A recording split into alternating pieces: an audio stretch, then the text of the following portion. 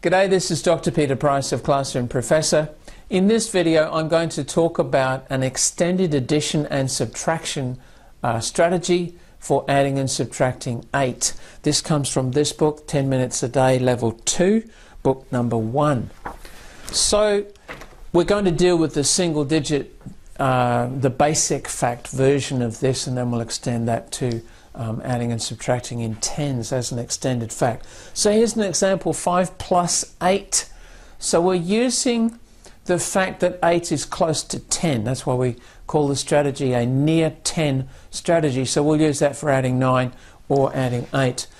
Now, I've put the 5 on the right hand side because the result, of course, is going to be a teen number, and we really want the 10 to be on the left hand side. So we need to make that clear to the students. But you can see quite easily it's not hard. If we move 2 of the counters from the 5, or the number being added to the 8, and just simply put them into this 10 frame with the 8, straight away we have a group of 10, and so our answer is going to be 13.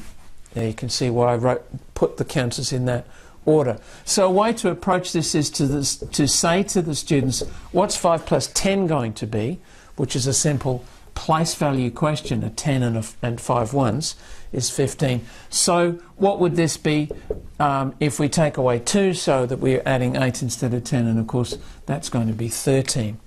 So not terribly difficult, providing the students are familiar with the facts up to this point, and they can handle this mental subtraction by 2.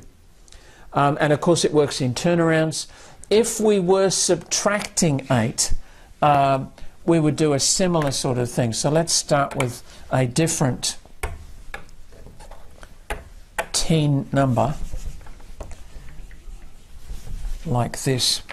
So we'll start with 17, and we're going to take away 8. Similarly, if we took away all 10 of those, then we would get 7. If we're taking away 8, we're going to be leaving 2 behind. So the answer is going to be 2 more. So we could do this, if you like, add 2 to that, and that will make 9, and that will be our answer. Okay. So that's all pretty straightforward for students at this level. Let's have a quick look at extending this idea to tens.